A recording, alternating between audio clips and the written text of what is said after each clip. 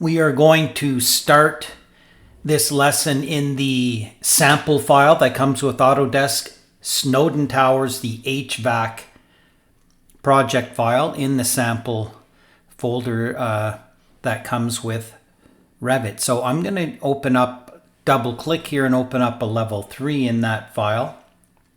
And I'm just going to zoom into an area here that looks like it's fairly open. And I'm going to talk about mechanical settings here, specifically for duct. So there's two ways of getting there. You can go to the System tab and you can go to Mechanical and hit this little flyout button here. And that will take you to the same place if you go to Manage and you go to MEP Settings and you go to Mechanical Settings here.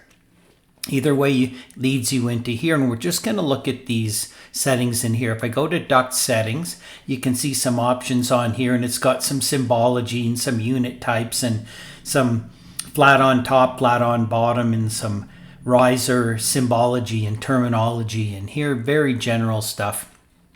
Everything in this mechanical settings is specific to this project. If you open up a different project in Revit, this could be completely different. So this is not global, this is a per project. So then if you just go through these, you can see usually we set this down to be not an increment, but specific angles. And, often we'll just say, okay, well, I'm only going to use 90s and 45s and take these off. And we'll see how that works when we come out of this.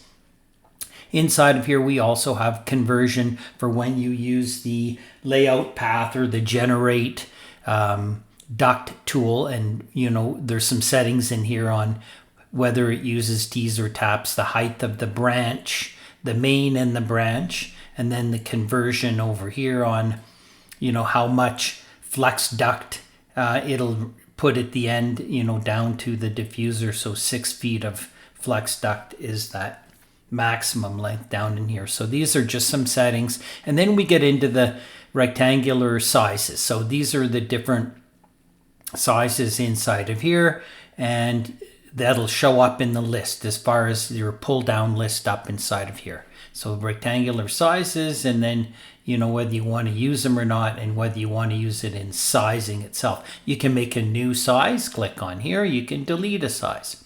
Or you can choose not to have it. If you take it out, it won't show up in the pull down. Oval, same thing. Size, check bar. Round, same thing. Diameter, check bars. And then just some calculation stuff inside of here that you can look at in pressure drop. What type of pressure drop calculation method you want to see inside of here. So you can preset this per project inside of here. And then when you're ready to draw. So let's demonstrate what that angle aspect did in here.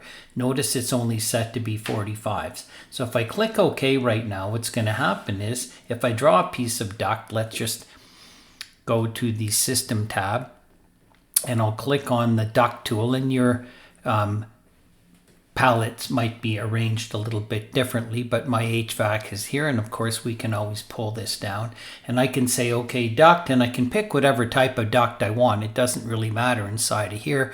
I can go with round with taps and then set my size and my diameter inside of here and my elevation, etc.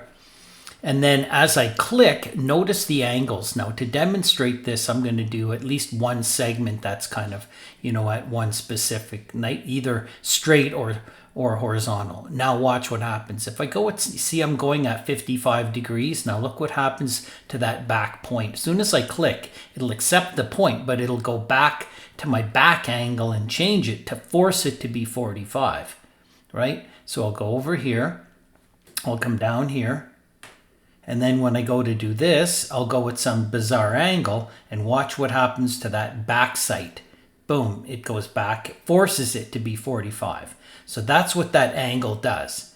It still lets you click weird angles, but what it will do is it will correct the back angle.